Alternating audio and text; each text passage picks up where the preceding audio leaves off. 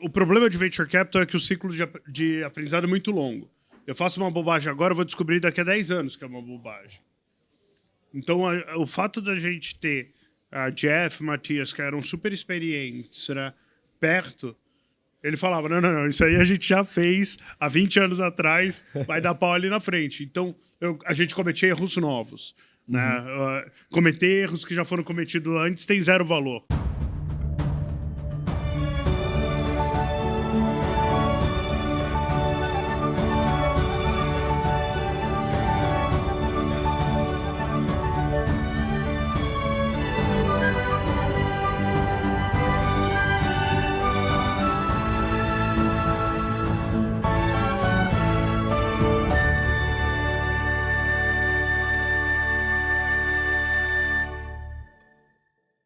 Bem-vindo a mais um episódio do IFLcast Acendendo as Luzes. Hoje estamos gravando aqui da 9ª edição do Fórum da Liberdade e Democracia do IFL São Paulo com o tema Protagonismo em Tempos Adversos. Para você que é novo por aqui, o IFL-SP, Instituto de Formação de Líderes São Paulo, é uma associação independente, privada e suprapartidária.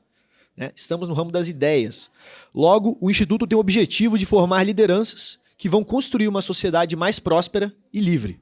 Se você se identifica com esse objetivo, ou melhor, desafio, segue a gente nas redes sociais, @IFLSP, para ficar sabendo da abertura do nosso processo seletivo, que acontece apenas 2 vezes ao ano.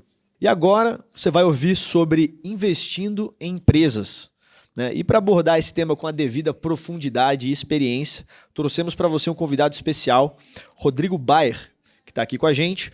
Rodrigo é cofundador e managing partner da Upload Ventures, spin-off early stage do SoftBank Latam. Rodrigo é venture capitalist no Brasil desde 2010 e se engaja na criação de ecossistemas para ajudar fundadores da América Latina a construírem grandes negócios. Também tenho aqui a participação do co-host, Gustavo Vaz, diretor de formação do IFL-BH e atual sócio e head da mesa de ações da Atrio, assessoria da XP Investimentos. Gustavo é formado em contábeis pela University of Tennessee Southern, controladoria e finanças pela UFMG, pós-graduado em mercado de capitais e derivativos pela PUC-MG, onde depois foi professor do mesmo curso. Muito bom. E o seu host de sempre, Luiz Guilherme Prioli, associado líder do IFL São Paulo, diretor de Growth da Health Tech Polaris, professor de estratégia na BBF Chicago, conselheiro da ViaFlow e formado em Boston na Bentley University com especialização em Georgetown, através de uma bolsa de estudos indicada pelo IFL São Paulo. E eu queria agradecer você, Rodrigo, por você estar aqui hoje com a gente, Gustavo também. O fórum aqui está punjante, a gente está, de certa forma, competindo até ali, porque a gente tem aqui um setup bem legal. E eu queria fazer primeira pergunta para você, Rodrigo, que é entender qual que é a sua trajetória, como você chegou no mundo dos VC, do Venture Capital. Putz, a história é longa, então vamos voltar. Na verdade, eu acabei caindo nisso por uma mistura de experiências. Eu fiz GV e aí logo ali no terceiro semestre eu acabei hackeando a GV para fazer um estágio e fui fazer um estágio na Droga Raia. Na época, a Droga Raia ainda era uma empresa super familiar. Tinha uma grande vantagem de ficar do outro lado da 9 de julho, então eu cruzava a 9 de julho, ia lá, trabalhava, voltava. Mas o que foi legal dessa experiência é que eu acabei... Tinham 3 pessoas que usavam terno na Droga Raia, eu e os meus 2 chefes. Então todos os projetos estratégicos acabam passando ali na nossa mão e eu acabei tendo muita exposição muito cedo, isso foi super legal. E entre um desses projetos foi o serviço de entrega em casa da Droga Raia. Em 99, 2000, a gente estava montando isso, não sabia que ia se chamar e-commerce, então a gente tinha o site, vendia lá, tinha o call center, e eu ia para a loja ensinar motoboy a ler mapa. Eu virava as noites várias vezes, ensinando eles como é que acha o caminho. Na época, o pessoal esquece, 2000 não existia, eram aqueles mapas gigantes, então a gente ia para a loja ensinar o pessoal a fazer o processo de entrega. Foi uma experiência super rica. Depois disso, eu me formei, acabei indo para a consultoria. E aí, quando eu fui para o MBA, eu queria juntar as 2 experiências. Ser um advisor e lidar com esse mundo de empreendedorismo. Descobri, durante o MBA, que existia a carreira de Venture Capital, eu nunca tinha ouvido falar. Fiz um processo de recrutamento bizarro. E como que você descobriu isso lá no MBA? Putz, na hora que eu comecei a falar sobre o que eu queria fazer... o cara que me entrevistou para o MBA, ele tinha um negócio que eu achava interessante, Ele montava startups para telefônico. Falei, pô, isso daí é interessante. Ele fazia o ramp-up da empresa. Na hora que o business começava a funcionar, ele passava para telefônico. Então, eu já vinha com uma ideia de fazer algo parecido. Chegando lá, putz, comecei a ter as aulas e descobri que existia uma variação de private equity que fazia isso com startups early stage. E aí, falei, pô, é isso que eu queria fazer. Fiz um processo muito longo de recrutamento durante o MBA e acabei fazendo summer lá e fiquei o segundo ano trabalhando remoto num fundo na Carolina do Norte. E aí, quando eu voltei para o Brasil, não existia indústria. Né? Eu não consegui emprego porque não tinha quem me empregasse. Eu fui falar com o Eric da Monax. Eric falou, pô, isso é legal, mas tô eu, Carlos e Fábio jogando xadrez e não vou contratar um quarto jogador de xadrez. Só para entender, questão de tempo também. Eu também não quero Nossa, entregar muito a sua exatamente idade. isso, cara. Quando que foi? Quando que foi isso? Você falou que a indústria ainda não existia. 2007. 2007. Tá. 2007, quando eu voltei no... Tinha algumas coisas que eram mais uns private equities pequenos, mas ninguém comprava o risco de uma startup mesmo, crescimento acelerado, financiamento em estágio. Né? Realmente não existia indústria. Aí acabei indo para a McKinsey, passei quase 4 anos na McKinsey, 3 anos em alguma coisa. Em paralelo, comecei a investir com um monte de amigos para provar o caso de que a gente conseguia ajudar as empresas. Tirei 1 ano de licença, fui tocar uma das empresas que a gente tinha investido, voltei para a McKinsey e no último ano a gente montou o segundo fundo de Venture Capital do Brasil, o Warehouse, eu e 2 sócios. Um monte de erros, mas entre os 6 investimentos que a gente acabou fazendo, eu fiz o primeiro cheque do iFood, a gente tinha 30% da empresa. Acabou o capital, era um fundo Isso aí foi enquanto você estava na McKinsey ou depois da Warehouse? Não, isso já era na Warehouse, isso foi 2010. 3 anos Porque depois. você falou uma coisa que ela passa rápido às vezes, mas pô, você tinha um trabalho ali na McKinsey, em paralelo, você já estava juntando com os amigos para buscar investir em empresas. Né? Isso é uma parte bem interessante. Então, assim, como que você organizava as pessoas? Você encontrou elas onde? Qual era a dinâmica que vocês tinham desse proto-empresa de investimentos? Então, os meus sócios, tanto na Warehouse, né, quanto nesses investimentos, vieram do meu network em Kellogg. Eram amigos, a gente gostava da tese, tinha um empreendedor, eu vinha um pouco mais com a visão de analista, e a gente se juntava e ia lá fazendo meia dúzia de investimentos. Saía da McKinsey 8, 9 horas da noite e aí ia discutir como é que estavam indo as empresas, trabalhava muito final de semana, mas a ideia era aprender e ajudar. A gente acabou fazendo 6 investimentos nesse período, que também foi interessante. Deixa eu aproveitar e pegar um ponto. Você falou que ficou ali na McKinsey e também já começou esse projeto logo em seguida aí. Pelo que eu conheço, a McKinsey é uma das maiores do mundo em consultoria e muitas vezes as pessoas fazem a vida inteira lá, né, dentro da empresa. Você decidiu sair da McKinsey. Qual foi o motivo de querer fazer essa parte de empreendedorismo por conta própria? Como é que foi isso? Então, na verdade, eu fui para a McKinsey já sabendo que eu não ia passar a minha vida inteira lá, né? Eu queria fazer venture. Eu achava que a McKinsey era um bom passo para fazer isso. Putz, muita experiência, você vê muita coisa muito rápido, né? Ganha senioridade rápido, porque você tem muita exposição. Então, para mim, era um stepping stone. Nunca foi objetivo final, né? Tem gente que entra e fala, não, quero ser sócio de consultoria, e putz, super válido. Não era a minha história. Então, a decisão de não ficar na McKinsey, ela veio antes de entrar. E você falou também um pouco que você acabou errando, né, algumas coisas nos ventures. Como é que foi isso? Você pode falar um pouco do que foi de erro que você viu como às vezes não foi erro? Não, teve muito erro, né? Na formação da Warehouse, por exemplo, a gente tinha sócios na gestora que não operavam. E isso, no começo, funciona super bem. Né? Um sócio capitalista, putz, ele financia a gestora. O problema é que, na hora que as pessoas desenvolvem track record individual, a gestora passa a ter menos valor. O que tem são as marcas individuais de cada um. E aí você começa a ter uma situação que vai rançando, aquele negócio vai fermentando o desconforto de, putz, por que eu estou pagando tanto para esse cara que não está operando, né? E isso desgasta muito a relação. Então, esse foi um dos erros. Eu acho que a McKinsey e o BCG, as grandes consultorias e os escritórios de advocacia já descobriram isso. Isso é um business de reputação e track record individual. Então, ele tem que ser um partnership, ele acaba não tendo um equity value, né? Eu não consigo vender uma gestora de venture capital. E até tocando nesse ponto aí do seu passado em consultoria, eu gostaria de agradecer aqui aos nossos patrocinadores, né, sendo um dele que está aqui no backdrop atrás de mim, a Goldratt Consulting. Né? Para quem não conhece, a Goldratt é uma multinacional israelense que utiliza a teoria das restrições, né, Theory of Constraints, para ajudar clientes a competir através da geração de valor e excelência operacional. Né? Também temos um outro patrocinador, que é a própria Polaris. Frente a um novo paradigma pós-Covid, onde não basta parecer saudável, as pessoas entenderam que a saúde é algo complexo e único. Por isso, a nossa patrocinadora Polaris é a Health Tech de saúde individualizada que coloca o paciente de volta no centro do tratamento. Com produção verticalizada de farmácia, algoritmos próprios e integração com DNA, entendemos as suas necessidades para fornecer os suplementos e medicamentos que você precisa. Seja bem-vindo à era da saúde feita para você. E eu até queria te dar aqui, Rodrigo, um pack aqui customizado que a gente fez para você, que a gente preparou com o seu nome. Né? São uma fórmula aqui de imunidade com atestado de pureza 100% nos ativos. Depois, se você quiser dar uma olhadinha, Legal.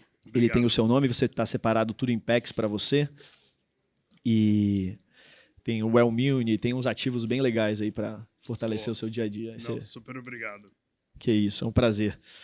Né? E acho que continuando nesse ponto aí também dos seus erros e acertos, né? Você falou dessa dinâmica, que é uma coisa que a gente nem pensa, né? A dinâmica do sócio que entrou lá e não é um sócio ativo. E como que você faz para encontrar esses outros sócios ativos? Você busca uma complementaridade de skills? Você está procurando gente de mercado? Quem que você procura para integrar esse seu time? Sim, você tem que ter complementaridade para ter todo mundo que tem o mesmo network, tem a mesma reputação, consegue ajudar da mesma forma, melhor ter uma pessoa só, né? Então a gente pensa em pessoas que são complementares, seja em network, seja em experiência, para conseguir abarcar o maior número de problemas e atender o maior número de empreendedores possíveis. Então, é um pouco por aí. Essa complementaridade acaba sendo bastante chave. O acesso aos empreendedores, né? Porque a gente acha que, cara, todo VC vai ter acesso a tudo que está acontecendo, só que é bem diferente, né? Você às vezes não sabe onde estão as startups interessantes. Um próprio prêmio está em você encontrar a startup antes de outros VCs encontrarem interessantes, acompanhar os founders pelas trajetórias deles. Como que vocês traqueiam esse mundo das startups? Putz, a verdade esse é um negócio de relacionamento, né? Não tem muita gente tentando fazer muita ciência ao redor disso. Talvez nos Estados Unidos você tenha mais dados para fazer. No Brasil, tem menos dados e a verdade a empresa que você vai investir no early, quanto mais early, menos dados você tem, né? Às vezes a empresa não tem nenhum website, então como é que você vai identificar? Você tem que ter o relacionamento antes com os founders, conhecer, já ter desenvolvido aquilo. E acaba sendo uma rede muito pessoal. Então, a gente gasta muito tempo ajudando gente e criando esses relacionamentos. É a natureza do negócio. É mais diferente do que o mercado de capitais, né, cara? Ali você está de relacionamento, você está apostando na pessoa, né, no track record dela, porque é essa comprovação que você tem, basicamente, do que a pessoa está falando, né? Porque early stage, como que você define isso? Então, early stage, basicamente, são 3 estágios de uma empresa, né? O primeiro, que é o estágio de seed, que é onde ele vai formatar o produto, né? Então, eu crio uma hipótese de que esse é um problema a resolver, e eu vou lá e crio um produto para resolver aquilo. E a validação de seed, ela diz que o cliente gosta daquele produto. Ele usa, ele gosta, ele valoriza, ele estaria disposto a pagar. Às vezes ele paga, às vezes não paga, mas ele tem que estar engajado na utilização daquilo. Essa é a fase de seed. A fase de série A, que é a fase seguinte, eu pego aquele produto e eu monto a empresa ao redor dela. Aí eu vou pensar em modelo de negócio, eu vou montar a força de venda, RH, recrutamento, desenvolvimento. E aí eu monto o negócio ao redor daquilo. E aí eu entro na fase de série B, que é a fase seguinte, que é testar se aquilo escala. Né? Então eu montei uma força de venda que me vende 2 contratos por mês. Pô, se eu botar mais dinheiro, eu consigo vender 20, 30, 40 contratos por mês? Essa é a pergunta que a gente está respondendo com série B. Uma vez que eu passei esses 3 riscos, né, eu saio da fase de early stage, que são as fases de risco fundamental do negócio, e eu só tenho uma coisa a fazer. Eu já sei que eu tenho um produto, que eu tenho a empresa e eu sei que ela escala. Putz, toca dinheiro para dentro e vamos crescer o mais rápido possível. Você sai do early stage, você entra na fase de growth stage. E aí ela cresce até o momento que ela começa a ter as margens comprimidas, é natural, né? Porque você começa a bater no limite do mercado, seja o seu cliente agora é mais marginal, então a receita por cliente cai, ou você começa a ter mais competição e você vai ter pressão de preço. Existem um monte de variáveis que vão comprimir a sua margem conforme você vai batendo na maturidade da empresa. E aí você sai da fase de crescimento e você entra na fase de otimização, que é muito mais parecido com o Private Act, com o Public Market. Então, você muda muito de estágio. E no early, eu tenho uma hipótese de qual é o problema que eu quero resolver e eu tenho um cara que é capaz ou não de resolver aquele problema. É essa a história. Posso pegar uma tangente nisso aí também? Porque você falou que esses 2 problemas, mas eu vejo até um outro também. E eu queria que você comentasse sobre isso aí, que é... Você falou que a indústria ela começou ali em 2007, né? Não tinha nem nascido ainda. E aí você está também pegando ali no early stage das empresas, que é a parte que você vai literalmente ver aonde tem o problema, a solução, se eu posso fazer isso ou não. Mas como é também lidar com a burocracia das leis brasileiras no venture capital, porque já é difícil criar uma empresa do zero. E aí, quando você pega a parte contábil, por exemplo, é uma loucura, né? Para aquelas empresas que estão começando. Como que é lidar com isso? É e não é. Né? É mais difícil do que nos Estados Unidos? Provavelmente. Mas, assim, na jornada de montar um unicórnio, ela é tão difícil, assim, ela é tão improvável de dar certo, que se o que vai te travar é você não conseguir pegar o CNPJ, melhor não começar. E a verdade é, essas dificuldades todas, elas são iguais para todo mundo. Então, o playing field é mais ou menos equivalente, né? E até por essas dificuldades, na hora que as empresas escalam, você tem muito menos competição no Brasil. Você entra nos Estados Unidos, na hora que você acerta um business, vão aparecer 20 times hiperqualificados competindo com você. Então, aqui, você bebe mais água limpa uma vez que você escala. E assim, hoje tirar um CNPJ não é difícil. Até pagar imposto, o pessoal faz a bobagem de jogar no Simples. Não é difícil. Começa a ficar complicado, putz, quando eu tenho comércio, que aí eu tenho que entrar em ICMS. Aí é um inferno na Terra. Logística e e-commerce no Brasil, o ICMS é uma puta cagada. E você cria business, inclusive, na ineficiência de ICMS. Né? Mas a real é tem outros problemas muito maiores. E a gente tem visto um push de simplificação grande, que já vem há alguns anos, de vários governos. Né? O que aconteceu no Banco Central, né? A gente começa a ver a SUSEP olhando, a gente começa a ver a Anvisa olhando, a ANS.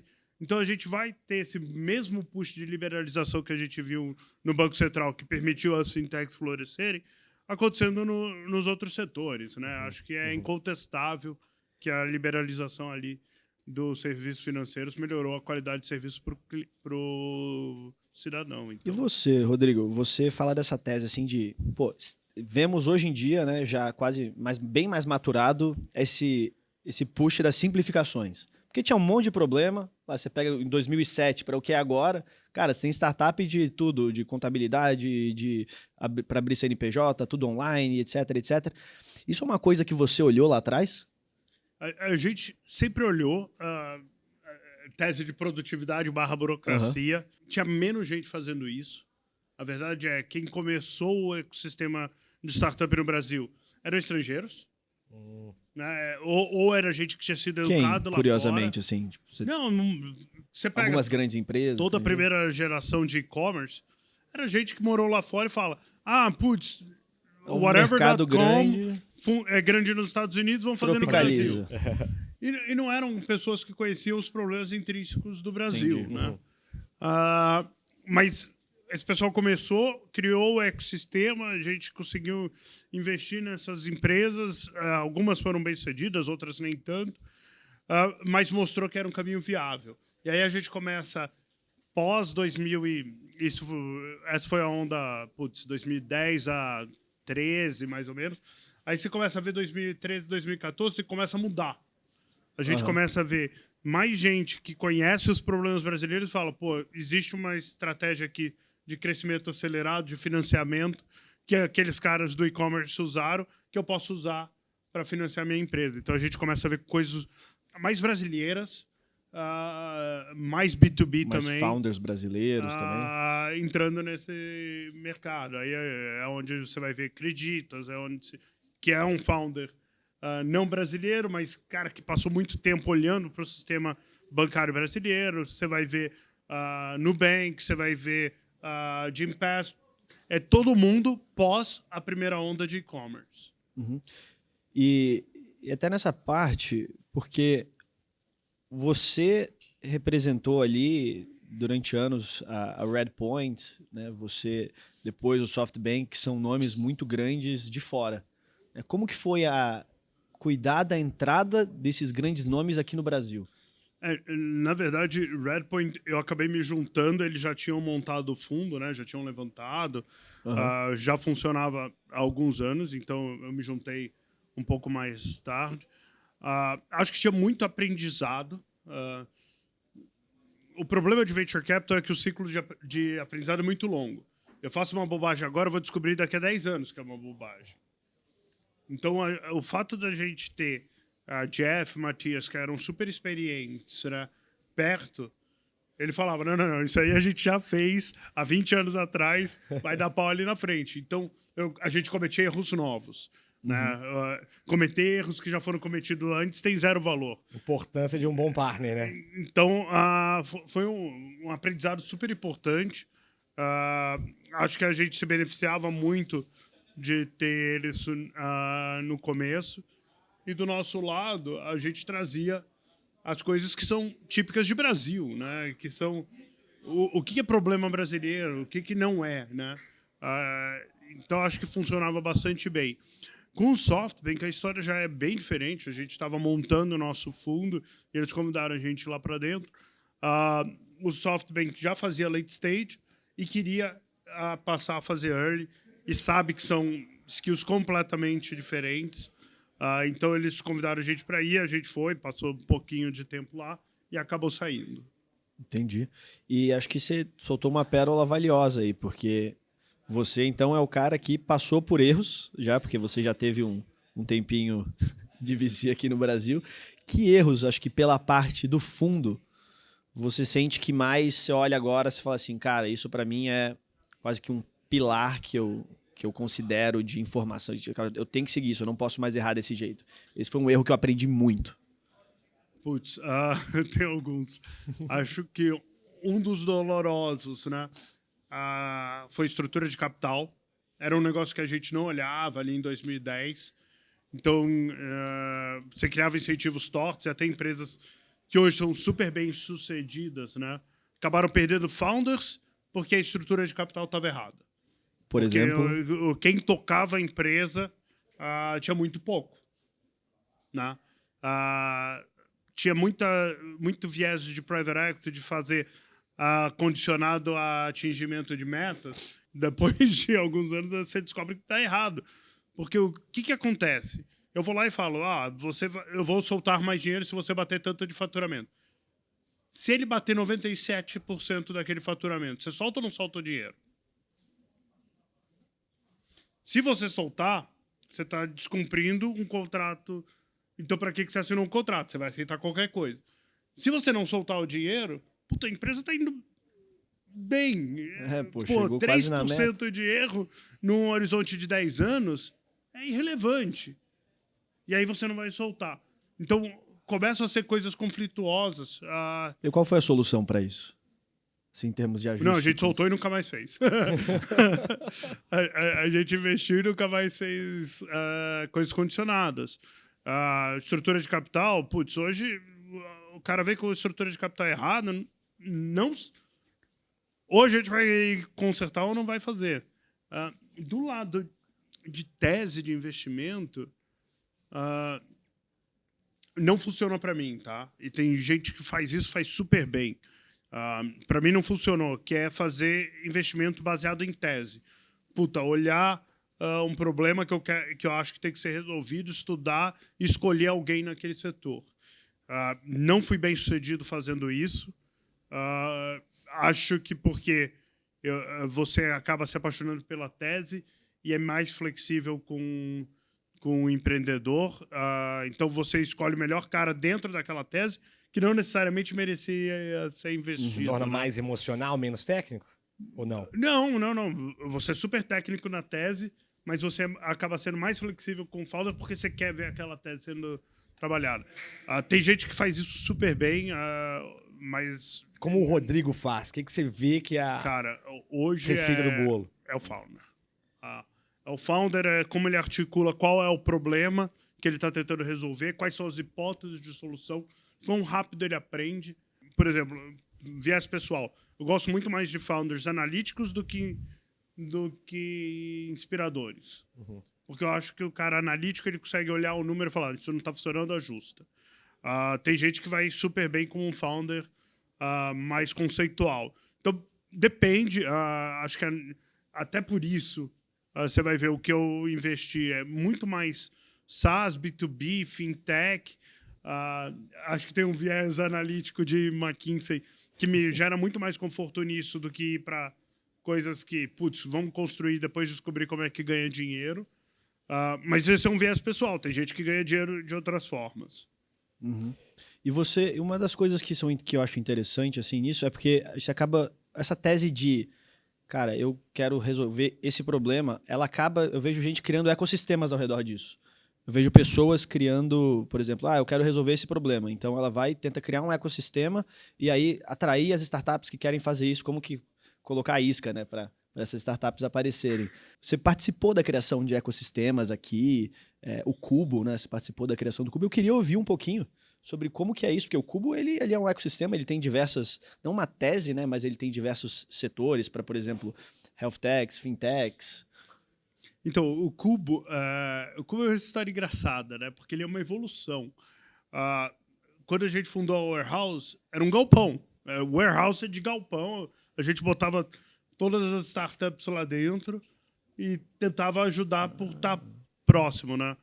Erramos, acertamos num monte de coisa e continuei evoluindo aquela ideia, né? Acho que pós-Warehouse, a gente teve um momento que todo o ecossistema se encontrava ali no Otávio Café, quando ele ainda existia. Aí a gente falou, tem uma necessidade de densidade aqui, um modelo de warehouse talvez não tenha sido o melhor, tinha suas dificuldades. Então, eu sempre fiquei martelando aquela ideia e iterando em cima disso. E aí, em algum momento, o Itaú... As pessoas que estavam querendo fazer inovação no Itaú me procuraram para bater papo e discutir como é que poderia se aproximar do ecossistema. E a dificuldade de corporate é que ele sofre de seleção adversa, né? E o nome desse jogo em early stage é seleção adversa. Explica um pouquinho mais o que é seleção adversa para quem está ouvindo a gente. Você quer entrar no clube que não te quer. Vamos lá, a chance de sucesso. A chance de sucesso de uma startup é 0,75 a 1%. É muito, muito baixa. Investir na média, você se ferrou. Né? Então, a questão é como é que você cria uma proposta de valor para os top 5% dos founders, aonde você vai ter 20% de chance de sucesso. Trabalhar com a média dos founders não vai funcionar. Então, o que a gente tentou fazer no Cubo é como é que eu crio um negócio que vai fazer os melhores founders estarem aqui dentro. Então, começaram com a ideia, tem que ter direito de preferência. Não, quem é o founder que vai aceitar direito de preferência? Ninguém. Tem que ter exclusividade. Quem é o founder que vai aceitar exclusividade? Ninguém. Ou é o cara que não tem mais opção. Que aí é uma sinalização de que não vai funcionar. Eles queriam criar alguma coisa para eles e não para os founders. Exato. No final das contas. E acho que o Itaú foi muito rápido em notar isso. Eles falaram, até para aprender, se eu não quiser investir, eu não quero aprender do cara que não vai a lugar nenhum, né? Eu quero aprender do cara que vai ser bem-sucedido. Sim. E para isso eu tenho que criar uma proposta de valor para atrair esse cara. Né? E essa é muito a dinâmica de fundo de venture capital. Então, a gente acabou criando um espaço que não tinha obrigação nenhuma da startup, mas que a gente usava para ajudar o cara a vender. Era essa a meta. Porque se eu ajudar o founder a vender, ele vai estar sempre mais feliz. Então essa é a proposta do Cubo, por exemplo, é ajudar o founder a vender a startup dele para mais pessoas. É isso aí. Tanto que o Cubo ele começou como um grande grupo de empresas B2B, porque a gente conseguia trazer os corporates que olhavam aquilo e a gente apresentava as startups que a gente tinha verificado, então tinha um selo de qualidade, né? Dava conforto para servir os corporates. E era por isso que os founders queriam ir lá para dentro, porque do ponto de vista do corporate era um shopping center, do ponto de vista da startup era um mega canal de venda. Sim. E aí a gente conseguiu atrair um grupo de founders super bons, e aí todo mundo quer estar no grupo dos super bons, né? Essa é a média de quem você trabalha. Eu me lembro quando o IFL ele tá bastante presente no Cubo, né? A gente até estava conversando isso antes. A gente teve lá uma apresentação do Cubo e eu me lembro quem apresentou pra gente, e ele falava de uma palavra, né? Serendipidade. Que no Cubo você tá ali, né? Você não sabe quem você vai encontrar, a pessoa que pode ser um turning point, que vai abrir uma porta para você. Então, ele tava batendo muito nessa tecla ali pros founders, as pessoas que queriam empreender, que é, cara, você tá aqui exposto em algum lugar, em um lugar pujante, assim, tipo... E com gente boa, né? Porque outro problema que você tem quando você formata um ecossistema é que, imagina que eu trago 2 caras super bons e o resto médio. O que acontece? Os caras médios vão ficar pedindo a ajuda dos caras super bons. Baixa a média. Eles veem um valor grande, porque afinal de contas, eu posso sentar com o César da Gympass, eu posso sentar com o Thiago da Olis. Mas para o César e para o Thiago, chega uma hora que o cara fala, eu faço 80 reuniões, ajudo 80 pessoas e só um me ajuda. Então você tem que manter uma barra alta para todo mundo. Certo. Senão os caras bons vão falar, desculpa, não tenho tempo para isso. Então, você tem que curar pro topo de performance. Não tem jeito. Que, nas suas palavras, são aqueles 5% dos top founders. Para desses, eu consegui 20%, que dá 1% lá dos founders, que são os caras bem-sucedidos. E que todos saiam dali, porque você vai ter acesso, vai ter... É criar o quintal ali, o jardim, para florescer os melhores founders. Posso fazer até um complemento? Porque a minha pergunta ela vai cair justamente nisso aí. Tinha anotado aqui. Eu ia te perguntar qual é o percentual de sucesso dos VCs. Você já até explicou. O que levaria pessoas que querem empreender, buscar o Venture Capital? É realmente só para uma... Boa pergunta. Uma parte seletiva específica do mapa do Brasil? Ou todo mundo pode tentar buscar isso também? O que leva a buscar o VC? 99% dos negócios podem ser construídos sem venture capital. Né? Putz, eu diria que 90% e lá vai pedrada dos empreendedores que eu conheço, eles não querem necessariamente construir um unicórnio. Puta, o cara quer vender a empresa e se aposentar cedo. O cara quer ser dono da empresa e tocar aquele business de maneira mais tranquila. Ele não quer ter chefe. Tem um monte de motivos pelo qual as pessoas resolvem empreender que não necessariamente... atingir o bi. Precisa ser VC. Né? Exato, porque uma vez você assinou o contrato, a cada 18, 24 meses acaba o seu caixa. E é uma forma super agressiva de você construir uma empresa, né? A empresa normal, ela cresce 30% ao ano. E 30% ao ano, as pessoas crescem. Então eu contrato meu gerente de marketing e ele cresce comigo durante os próximos 10 anos. Ele cresce na velocidade que a empresa cresce. Na hora que eu estou numa startup, a empresa cresce 3 a 5 vezes ano sobre ano, com o dinheiro de VC. Aí, o meu executivo não cresce isso. Então, eu estou sempre substituindo gente, eu estou sempre numa estrutura super estressada. E não é durante 2 anos, né? Você está fazendo isso durante 10. Então, VC é uma ferramenta super legal para quem quer construir algo desproporcionalmente grande num período desproporcionalmente curto e aonde o dinheiro faz diferença. Porque tem muito business que ter mais dinheiro não vai fazer diferença nenhuma. Então, tem muita gente que entra pelo glamour e na hora que o cara vê, ele acaba sendo demitido da startup dele porque o cara quer estar em Portugal surfando. Ele é engolido pela velocidade de crescimento. Então, acho que essa reflexão anterior de, putz, é o caminho que eu quero fazer, não é o caminho que eu quero fazer, exige um grau de maturidade grande, porque todo mundo acha que, vou receber meus primeiros $2 milhões e resolver minha vida. Não. Uma vez que você pegou os primeiros $2 milhões, você assinou um contrato pelos próximos 10 anos.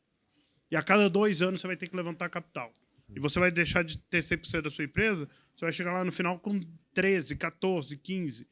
Você vai ser diluído, você vai ser menos dono. Então, você tem que saber se é isso que quer. Para quem quer, é do cacete. Para quem não quer, tem milhões de empresas no Brasil que foram criadas sem isso e não precisam disso. Cara, eu acho que essas palavras fortes aí no final chegam a um encerramento aqui, porque, gente, você tem muitas coisas que você pode fazer.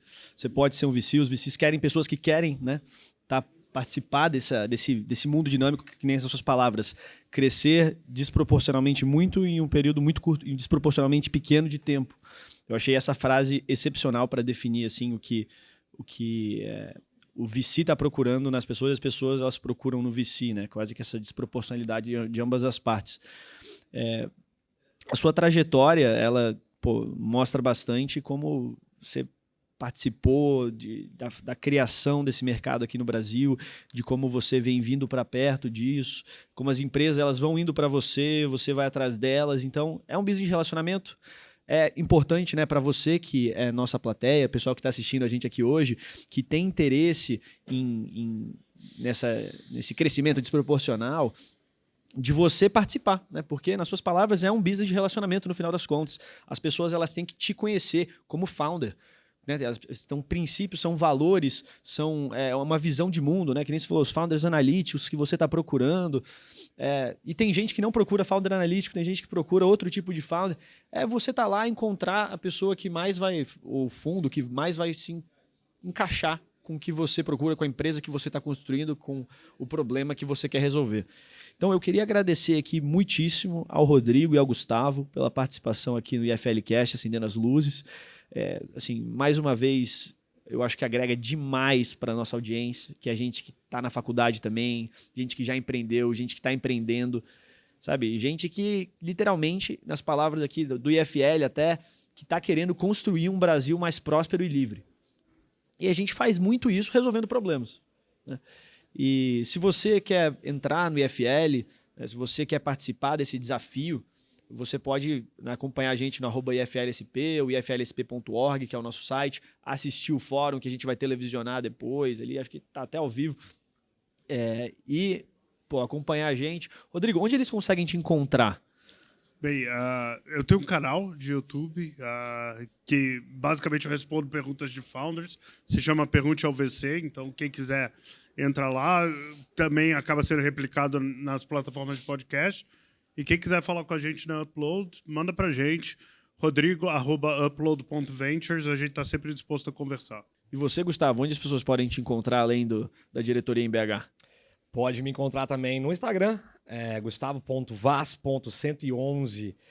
Eu gostaria, se me der só um tempinho também, falar um pouco do IFL BH e outros IFLs também, que a gente está crescendo cada vez mais a nossa rede. Quem quiser participar, muito bem-vindo. Busca todos os IFLs pelo Brasil inteiro. Tem uma coisa, né? Se você tá num local que não tem um IFL ainda, você pode tentar criar o seu IFL. Afinal, a gente está buscando lideranças ativamente. A gente tem o IFL BH, tem o IFL Brasília, temos IFL em muitos lugares. Criando 22 novos IFLs no Brasil todo. Aí, ó, descubra o IFL mais próximo de você. Max Kenninger para a CBN. Brincadeira. Um abraço, gente, e até o próximo.